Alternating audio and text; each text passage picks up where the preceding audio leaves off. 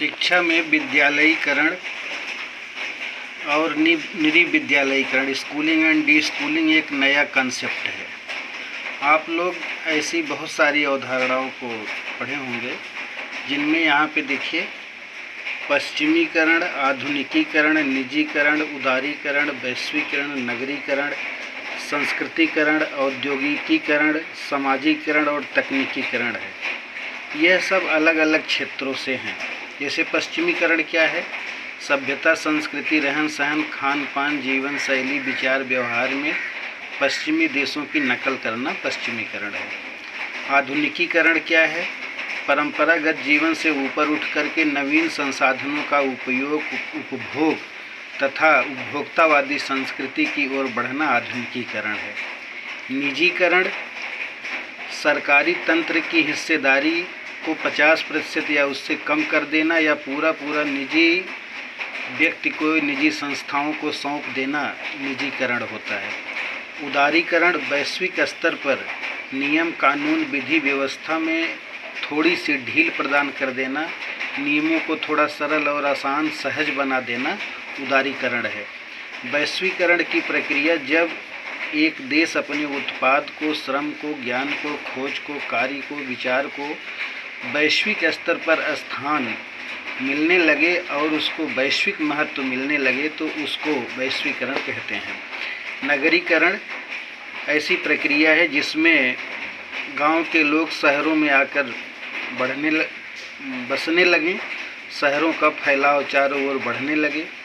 गांव के लोगों के बीच में कोई फैक्ट्री, उद्योग और कल कारखाना स्थापित कर दिया जाए और शहरी व्यवस्थाएं वहां स्थापित कर दी जाएं, वो नगरीकरण होता है।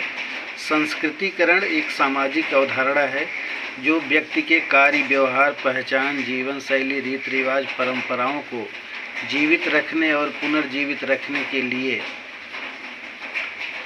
कही गई है। औद्योगिकीकरण प्राथमिक, द्वितीयक, तृतीयक क्षेत्र में उद्योगों का बढ़ता समावेश और मशीनों का अंधाधुंध प्रयोग, जिससे मानवीय संसाधन की खपत कम होती जा रही हो, वह औद्योगिकीकरण का प्रभाव है। सामाजिकरण एक सामाजिक प्रक्रिया है जिसमें व्यक्ति को समाज के नियम कानून सिखाया जाता है, बताया जाता है तथा उसका पालन करने के लिए उसे प्रेरित किया जाता है।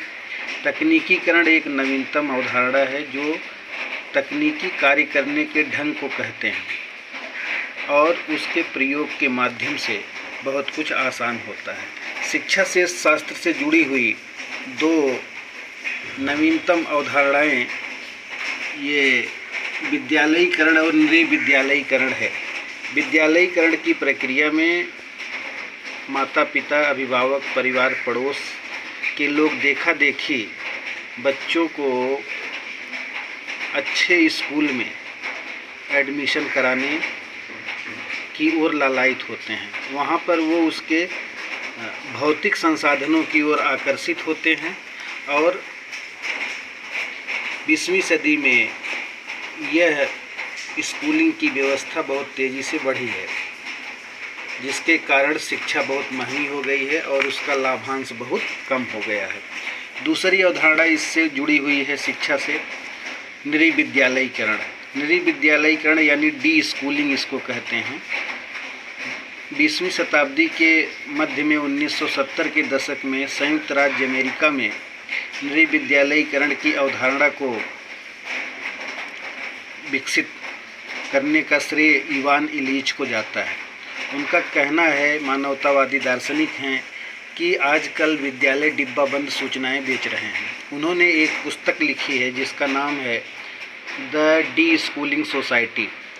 इस पुस्तक में इस बात का उल्लेख किया है कि बहुत महंगे स्कूल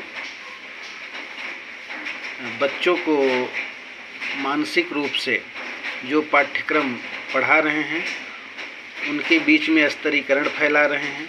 पाठ्यक्रम की कोई उपयोगिता नहीं है, छद्म शिक्षण किया जा रहा है और मानवीय शोषण के परिणाम स्वरूप जटिल समाज का निर्माण हो रहा है। इस प्रकार डी स्कूलिंग सोसाइटी धीरे धीरे पूरी दुनिया में फैल रही है। आजकल आप लोग भी सुनते होंगे, जब एडमिशन का दौर आता है तो अभिभावक यह चिल्लाते रहते हैं कि शिक्षा महंगी हो गई है, फीस बहुत ज़्यादा हो गई है, ड्रेस को लेकर के खर्च है, किताब कापी का बहुत महंगा दाम वसूला जाता है। ये सारी चीज़ें जो कही जाती हैं वो निजी विद्यालयीकरण के आंदोलन से ही जुड़ी हुई हैं।